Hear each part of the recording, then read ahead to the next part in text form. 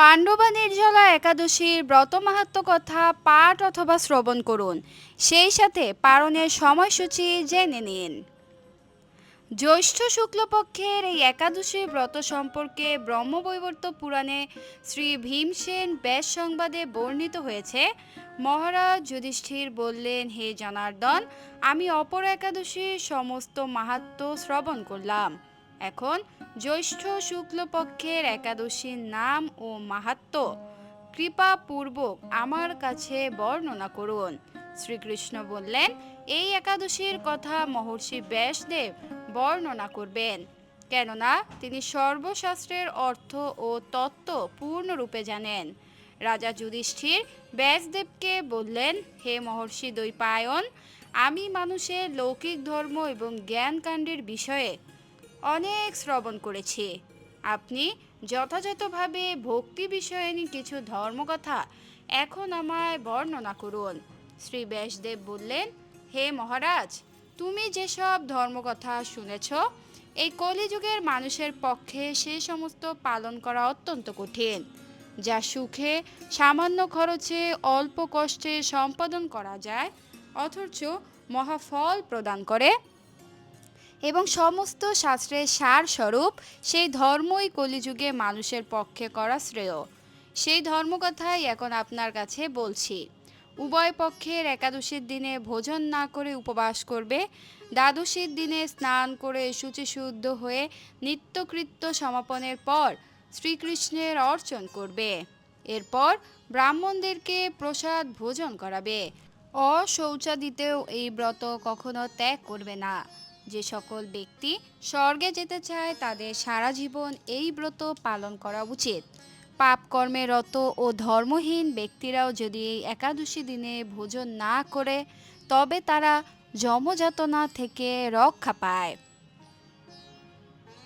শ্রী ব্যাসদেবের এসব কথা শুনে গদাধর ভীমসেন অশ্বত্থ পাতার মতো কাঁপতে কাঁপতে বলতে লাগলেন, হে মহাবুদ্ধি পিতামহ, মাতা কুন্তী, দ্রৌপদী, ভ্রাতা যুধিষ্ঠির, অর্জুন, নকুল, সহদেব এরা কেউ একাদশীর দিনে ভোজন করে না। আমাকেও অন্ন গ্রহণ করতে নিষেধ করে, কিন্তু দুঃসহ ক্ষুধা যন্ত্রণার জন্য আমি উপবাস করতে পারি না। ভীমসেনের এই কথায় ব্যাসদেব বলতে লাগলেন, যদি স্বর্গাদি দিব্যধাম লাভে তোমার একান্ত ইচ্ছা থাকে, তবে উভয় পক্ষের একাদশীতে ভোজন করবে না। তদুত্তরে ভীমসেন বললেন, আমার নিবেদন এই যে, উপবাস তো দূরের কথা, দিনে একবার ভোজন করে থাকাও আমার পক্ষে অসম্ভব, কারণ আমার উদরে বৃক নামক অগ্নি রয়েছে। ভোজন না করলে কিছুতেই সে শান্ত হয় না, তাই প্রতিটি একাদশী পালনে আমি একেবারেই অপারগ। হে মহর্ষি, বছরে একটি মাত্র একাদশী পালন করে যাতে আমি দিব্যধাম লাভ করতে পারি, এই রকম কোনো একাদশীর কথা আমাকে নিশ্চয় করে বলুন। তখন ব্যাসদেব বললেন, জ্যৈষ্ঠ মাসের শুক্লপক্ষের একাদশী তিথিতে জলপান পর্যন্ত না করে সম্পূর্ণ উপবাস করবে, তবে আচমনে দোষ হবে না। ওই দিন অন্নাদি গ্রহণ করলে ব্রত ভঙ্গ হয়। একাদশীর দিন সূর্যোদয় থেকে দ্বাদশীর দিন সূর্যাস্ত পর্যন্ত জলপান বর্জন করলে অনায়াসে 12টি একাদশীর ফল লাভ হয়। বছরের অন্যান্য একাদশী পালনে অজান্তে যদি কখনো ব্রতভঙ্গ হয়ে যায়, তাহলে এই একটি মাত্র একাদশী পালনে সেই সব দোষ দূর হয়। দ্বাদশীর দিনে ব্রাহ্ম মুহূর্তে স্নানাদি কার্য সমাপ্ত করে শ্রীহরির পূজা করবে। সদাচারী ব্রাহ্মণদের বস্ত্রাদি দান সহ ভোজন করিয়ে আত্মীয় স্বজন সহ নিজে ভোজন করবে। এরূপ একাদশী পালনে যে প্রকার পুণ্য সঞ্চিত হয়, এখন তা শ্রবণ করো। সারা বছরের সমস্ত একাদশীর ফলই এই একটি মাত্র ব্রত উপবাসে লাভ হয়ে থাকে। শঙ্খ, চক্র, গদা, পদ্মধারী ভগবান শ্রীকৃষ্ণ আমাকে বলেছেন, বৈদিক ও লৌকিক সমস্ত ধর্ম পরিত্যাগ করে যারা একমাত্র আমার শরণাপন্ন হয়ে এই নির্জলা একাদশী ব্রত পালন করে, তারা সর্বপাপ মুক্ত হয়।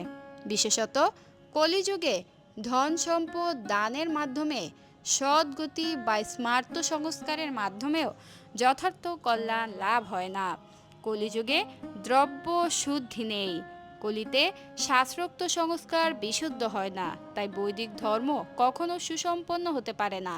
হে ভীমসেন, তোমাকে বহু কথা বলার আর প্রয়োজন কি?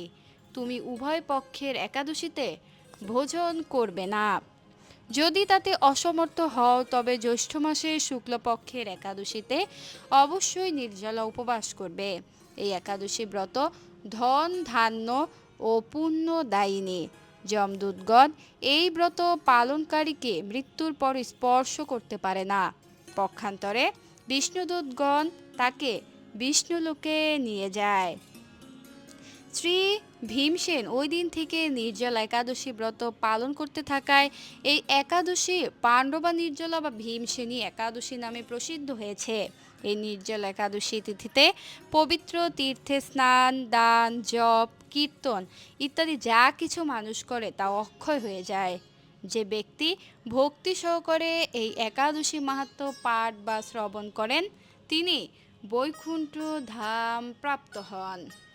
বাংলাদেশ, ভারতের পশ্চিমবঙ্গ, আসাম, ত্রিপুরা, দিল্লি, মুম্বাই, চেন্নাই, বৃন্দাবন, উড়িষ্যা, ভুবনেশ্বর সহ ভারতের সকল স্থান, মালয়েশিয়া, সিঙ্গাপুর সহ এশিয়া মহাদেশের সকল দেশ, দুবাই, কাতার, কুয়েত সহ মধ্যপ্রাচ্যের সকল দেশ, ইউরোপের সকল দেশ এবং আমেরিকা, কানাডার বিভিন্ন স্থান এবং বিশ্বের সকল দেশের পালনের সঠিক সময়সূচি আমরা প্রদান করছি। আপনি আপনার বসবাসের স্থানের সঠিক সময়সূচি সংগ্রহ করে নিন। যদি আপনি আপনার বসবাসের স্থানের সঠিক সময়সূচি খুঁজে না পান তাহলে আমাদেরকে কমেন্টে জানান। আমরা আপনাকে আপনার বসবাসের স্থানের সঠিক সময়সূচি জানিয়ে দিব। সকলেই একাদশী ব্রত পালন করুন। প্রতি মাসে দুইটি পক্ষ, একটি শুক্লপক্ষ আর একটি কৃষ্ণপক্ষ, এই দুইটি পক্ষের একাদশী ব্রত আমাদেরকে পালন করতে হবে। একাদশী ব্রত ভগবানের অত্যন্ত প্রিয়। একাদশীতে আপনারা তুলসী মূলে জল সিঞ্চন করবেন, 4 বার তুলসী পরিক্রমা করবেন, ভগবানের চরণে অধিক সংখ্যক তুলসী পত্র এবং পুষ্প অর্পণ করবেন। একাদশীতে ভগবদ্গীতা থেকে শ্লোক অধ্যয়ন করবেন, অধিক সংখ্যক হরে কৃষ্ণ মহামন্ত্র জপ কীর্তন করবেন। এভাবে একাদশী ব্রতটি নিষ্ঠার সহিত পালন করবেন।